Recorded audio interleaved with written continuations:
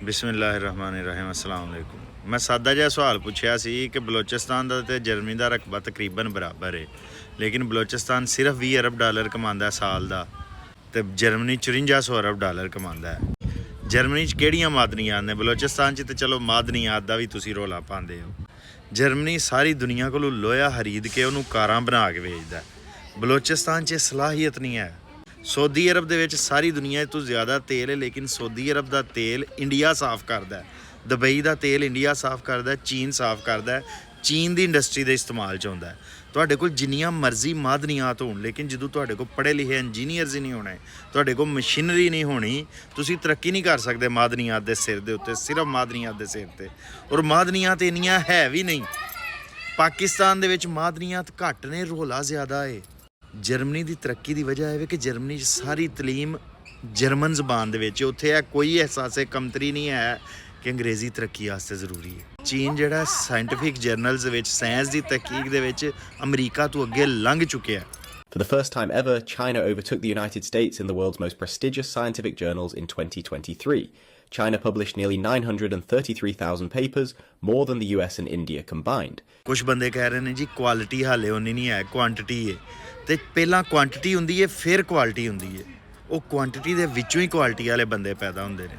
तो चाइना साडे सामने तरक्की कर गया। बंदियां ने गालां कड्डियां ने कमेंट्स दे विच, हाले सादा सवाल है और उन्होंने कहा पंजाबी वजह ने। यार जदों तुसीं वजह ही सही नहीं लभ सकोगे, मतलब जे पंजाबी वजह ने तो यदा मतलब है पंजाबियों नूं खत्म हो जाना चाहिए। तो वो तो खाना जंगी है।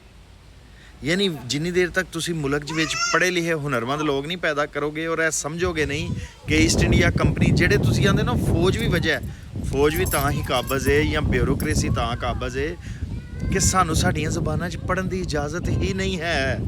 साडे 99% लोग गालम गलोच ते यकीन रखते हैं। पिदरम सुल्तान बूद साडे प्यो दादे बादशाह होंदे सन, सिर्फ ये यकीन करते हैं, गुरूर करते हैं, तसब करते हैं, नफरत करते हैं।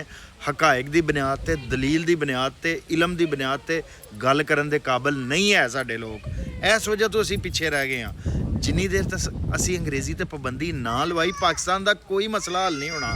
गालम गलोच नाल नफरत वधनी है, सब का नुकसान होना है। बलोचां पश्तूना साडे भरा ने यार, लेकिन झूठे इल्ज़ामात मसलसल। और पाकिस्तानी फौज का चलो बाकी सारे कसूर ने, सब तो बड़ा कसूर है कि सारा सोशल मीडिया इंडिया तो कंट्रोल हो रहा है। फेक अकाउंट गालम गलोच कर रहे हैं। जो गालम गलोच होंदी है मुल्क च तो मुकालमे की फिजा खत्म हो जाती है।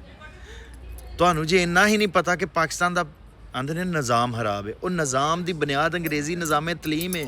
उहदे चों ही फौजी पढ़ के उत्ते हुंदे ने, उहदे चों ही ब्यूरोक्रेट हुंदे ने, उहदे चों ही जज आउंदे ने, उहदे चों सियासतदान आउंदे ने। तो 99% लोग उहदे च आ ही नहीं सकते उस अंग्रेज़ी निज़ामे तलीम च। ए पाकिस्तान दे निज़ाम जिहड़ा तुसीं आंदे ना निज़ाम खराब है, वो है निज़ाम है। निज़ाम की बुनियाद HESN कॉलेज है, लाहौर ग्रामर है, कराची ग्रामर है, बीकन हाउस है। तलीम अल्लाह के नबी ने मुफ्त दी सी। तलीम मुफ्त होनी चाहिए है।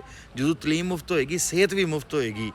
जो तलीम मुफ्त होएगी, लोगों के इज्तमाही शऊर च इजाफा होएगा। हाले पाकिस्तान दे विच सिर्फ चंद लोगों के विच शऊर है और वो लुट रहे हैं। जो पूरे माशरे शऊर पैदा होंदा उदों कौमां तरक्की करदियां ने।